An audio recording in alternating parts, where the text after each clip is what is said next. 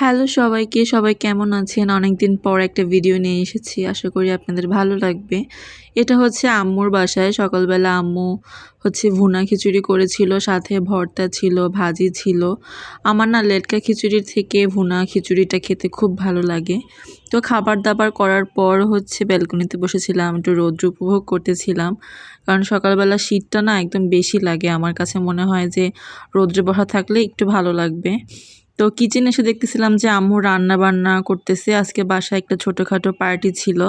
তো চিংড়ি মাছ ভাজা করতেছিল, রোস্ট, তারপর আম্মুর এই মাংস মাখাটা এত মজা লাগে আমার। আমরা সাধারণত এরকম মাংস মাখিয়ে রান্না করি না। ১ম এ হচ্ছে মসলাটা কষাই তারপর। বাট আজকে অনেক মাংস ছিল, তো আম্মু বলতেছিল যে এভাবে করলেও অনেক মজা লাগে। তো আমি হচ্ছে দাঁড়িয়ে দেখতেছিলাম যে কীভাবে ম্যারিনেট করে। এই মাংসটা এভাবে মশলার সাথে ম্যারিনেট করার পর যখন অনেকক্ষণ রাখা হয়, তারপর যখন রান্না করা হবে তখন নাকি অনেক মজা হয় আর কালারটা অনেক সুন্দর আসে।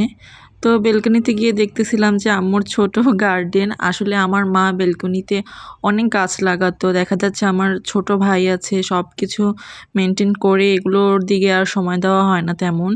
আর এই গাছটা না গোলাপ গাছ, মানে একদম ঝরে যাওয়া অবস্থা, তার ভিতরে একটা ফুল দেয় আমাদের, মানে আশা দিয়ে যায় এরকম একটা অবস্থা। আর এটা হচ্ছে আমার রুমে। ওই ছোটোখাটো যেগুলো বেঁচে থাকে সেগুলোই আম্মুর কাছে এখনও আছে গাছ। দুপুর টাইমে আবার বাবা তরমুজ নিয়ে আসছিল। তরমুজের কালারটা না আসলেও না খেতে খুবই মিষ্টি ছিল। আর ওদিন ছিল শুক্রবার, তো ওদিন বাবা হচ্ছে মসজিদ থেকে নামাজ পড়ে জিলাপি নিয়ে আসছিল। এই জিলাপি নিয়ে ছোটোবেলা যে কী কাড়াকাড়ি হতো যখন ১টা ২টা পেতাম এরকম।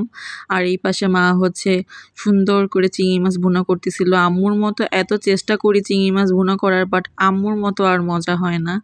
মা হচ্ছে সব কিছু একসাথে বসায় দিছে, পায়েসও এই সাইডে করতেছিল যেন তাড়াতাড়ি হয়ে যায়। দেখা যাচ্ছে গেস্ট আসার আগে অনেক কাজ থাকে। বাসাটা ক্লিন করা, নাস্তা রেডি করা, তারপর খাবার সার্ভ করা সুন্দর করে, অনেক কাজ থাকে। তো আস্তে, আস্তে আমাদের গেস্টগুলো চলে আসতেছিল। তো আমি তার আগে ছোট একটা ভিডিও ক্লিপ করে রেখেছি। কারণ ওইসব গেস্টের সামনে বসে ভিডিও করাটা আমার কাছে কেন যেন ভালো লাগে না। আর সবাই ক্যামেরার সামনে কমফোর্টেবলভাবে ভিডিও করতে পছন্দও করে না।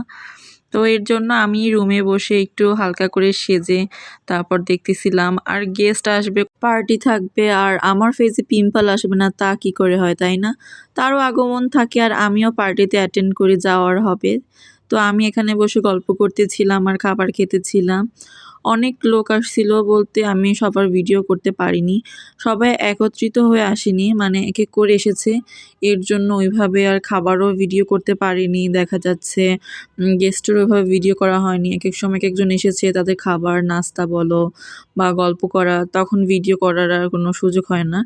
এই সাইডে আমি আমার ভাইয়ের সাথে দুষ্টুমি করতেছিলাম। ও তো আমি চলে যাবো এর জন্য ওর মন খারাপ ছিল। তারপরও আমার সাথে হাসি দুষ্টুমি করতেছিল আর ও খুবই ফানি। ওর সাথে আমি দুষ্টুমি করলে আমার মনে হয় অনেক সময় পার হয়ে যায়, তারপর আমাদের দুষ্টুমি আর শেষ হয় না। কিচেনে এসে দেখতেছিলাম যে আম্মুর রোস্ট রান্না কমপ্লিট। আর এখানে যেন সে কিসের জন্য আমাকে আদর করতেছিল, কি যেন একটা বায়না করতেছিল, আমার ঠিক মনে নেই। তো বলতেছিল, আমি বলি যে আসো একটা ভিডিও করি, আমাকে লাভ করো, আমাকে কিস করো। সে আমি যা যা বলতেছিলাম সেটা পাওয়ার জন্য সে আমাকে তাই তাই করতেছিল। যাই হোক, আমার ভাইটা এমনিও ভালো। এই ছোট ছোট ভিডিও ক্লিপ করেছিলাম খাবারের। আমি তেমন পারিনি, কারণ গেস্ট আসবে, তার সামনে বসে ভিডিও করাটা আমার কাছে যেন কেমন ভালো লাগেনি। আর এই দধিটা এত মজা ছিল, মানে ডেজার্ট হিসেবে আমার কাছে মনে হয় খুব পারফেক্ট একটা ঘির টাইপের দধি ছিল। গেস্ট যাওয়ার পর ড্রেস সব কিছু চেঞ্জ করে এবার আমরা খাবার খেতে বসলাম। খাবারটা আসলেই মজা ছিল। বিয়ে বাড়ি বলো বা যে কোনো অনুষ্ঠানে বলো, রোস্টটা আমার মনে হয় আমার মার হাতের রোস্টই সবথেকে বেস্ট। আর আমি এখানে খুব মজা মজা করে খেতেছিলাম। সব খাবারই ছিল আমার পছন্দের। রোস্ট বলো, পোলাও, তারপর চিংড়ি মাছ, এগুলো আমার খুব পছন্দ। তো আজকের ভিডিওটি এই পর্যন্তই ছিল। সবাই ভালো থাকবেন।